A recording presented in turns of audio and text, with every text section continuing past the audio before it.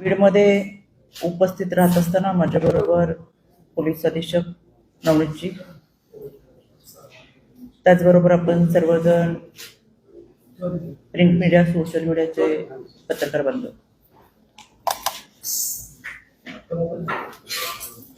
बीडमध्ये गेल्या काही दिवसापूर्वी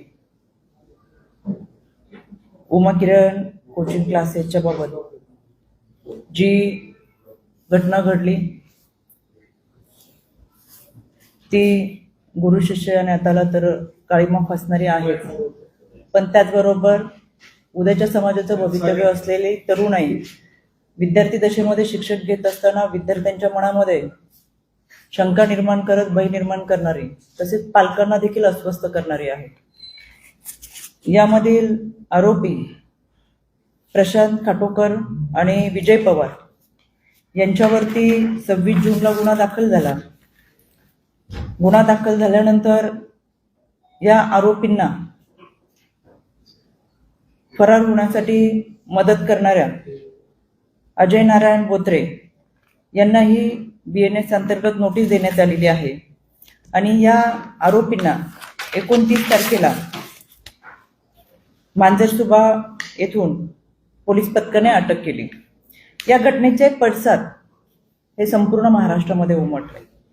या दोन्ही आरोपींना न्यायालयात हजर केले असता त्यांना आज दिनांक 5 तारखेपर्यंत रिमांडवरती ठेवण्यात आलेला आहे. या दरम्यान राज्य महिला आयोगाच्या वतीनं आम्ही याची दखल घेतली होती आणि एकंदर 1000 पेक्षा जास्त संख्या असलेल्या विद्यार्थिनींच्या या कोचिंग क्लासमध्ये अशा पद्धतीने घटना घडणं हे अत्यंत दुर्दैवी होतं.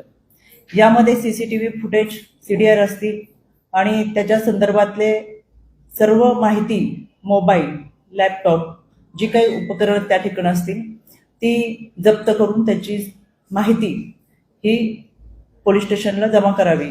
त्याचबरोबर इतर विद्यार्थिनींच्या बाबत अशा काही घटना घडल्या असतील तर विद्यार्थी पालक यांना देखील आम्ही आवाहन केलं होतं की त्यांनी समोर यावं, मोकळ्याप्रमाणे आपली जी काही तक्रार असेल किंवा या अगोदर अशा पद्धतीचे अनुभव जर कोणाला आले असतील किंवा अशा प्रसंगामधून जर कोणाला जावं लागलं असेल तर ते त्यांनी पोलीस स्टेशनला सांगावं. यामध्ये आमचा भरोसा सेल असेल, जिमोबा असेल यांच्याशी संवाद साधावा, ज्यांच्या माध्यमातून यांची तक्रार नोंद केली जाईल.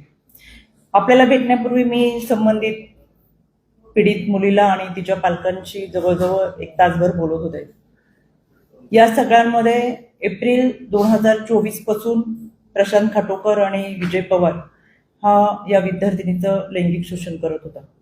याच्यामध्ये जेव्हा एखाद्या गोष्टीचा संयम सुटतो तेव्हा त्या विद्यार्थिनीला असं वाटलं की आता या गोष्टीचा अतिरेक होतोय आणि म्हणून ती पालकांबरोबर बोलून मोकळेपणाने त्यांनी तक्रार दाखल केली. तर त्या मुलीला एप्रिल 2024 पासून आजतागायत ज्या परिस्थितीमधून जावं लागलं, मला वाईट वाटतंय की हे त्या मुलीचे मेडिकल रिपोर्ट पाहिले आणि मन अस्वस्थ होतं की तिला डॉक्टरांची ट्रीटमेंट एवढ्या दिवसामध्ये घ्यावी लागली.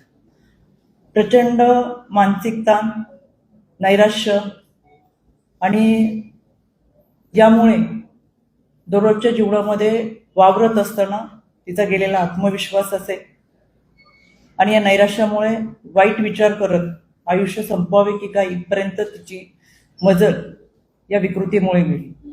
खरं तर प्रशांत खाटोकरने तिच्याबरोबर ज्या पद्धतीची वर्तणूक केली हे तिने विजय पवार यांना सांगितल्यानंतर विजय पवारचं वाक्य हे माझ्यासाठी अत्यंत धक्कादायक होतं.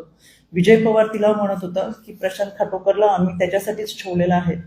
या विकृती आहेत, या विकृतीच्या विरोधात तर कारवाई नक्कीच होईल, पण या विकृती ज्यावेळेस क्लास शाळेच्या माध्यमातून, शिक्षणदानाच्या माध्यमातून अशा पद्धतीने घाणेरडे कृत्य करत असेल तर यांच्यावरती तर कडक कारवाई होईलच, पण या शिक्षण संस्थेला, त्यांना ज्यांनी ज्यांनी या प्रक्रियेमध्ये पाठिंबा दिला असेल, मला आश्चर्य याचं वाटलं की 1000 पेक्षा जास्त संख्या असताना सुद्धा IC कमिटी तिथं कुठंच नाही.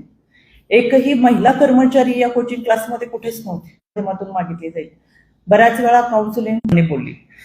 या सगळ्या माध्यमातून सगळ्यात दुर्दैवी गोष्ट म्हणजे 2023 मध्ये सुद्धा याच व्यक्तींच्या विरोधात 2 विद्यार्थिनींची अशीच तक्रार होती, म्हणून त्यांच्या पालकाने सीओ ऑफिसमध्ये ही तक्रार नोंद केली होती.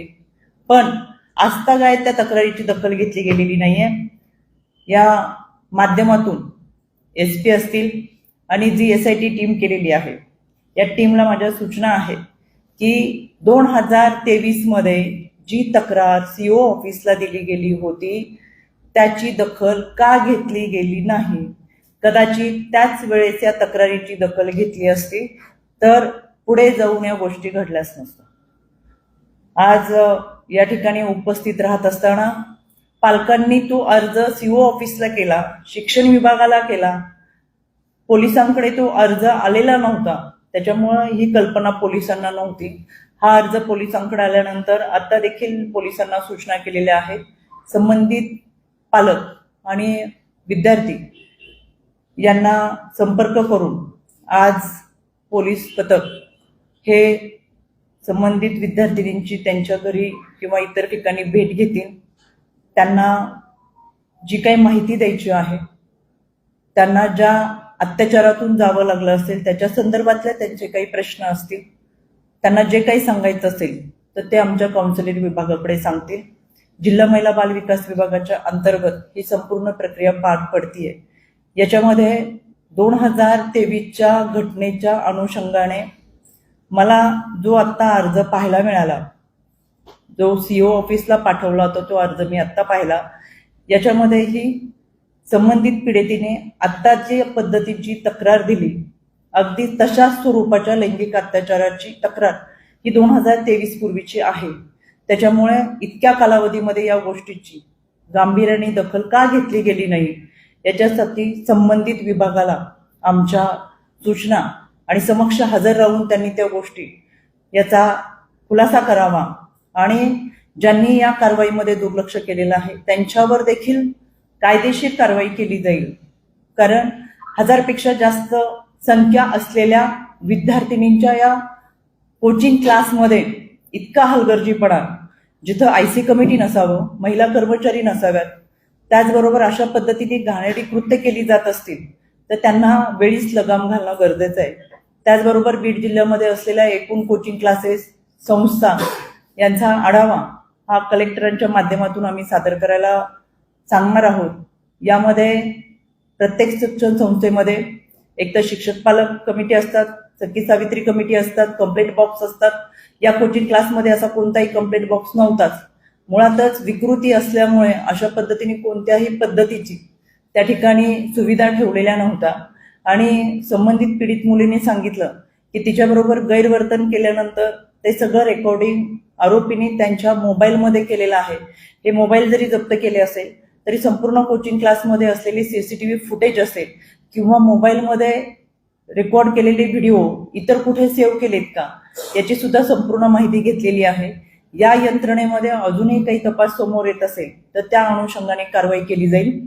इतर 2 विद्यार्थिनींची जी 2023ची तक्रार होती, जी आज मला पाहायला मिळेल, काही संस्था या ठिकाणी येऊन त्यांनी या संदर्भात मला माहिती दिली, ते निवेदन दिलं, तर यामध्येही अशा स्वरूपाच्या मुलींच्या तक्रारी असतील तर आहे त्या FIR मध्ये सप्लिमेंटरी करून कडक कारवाई केली जाईल.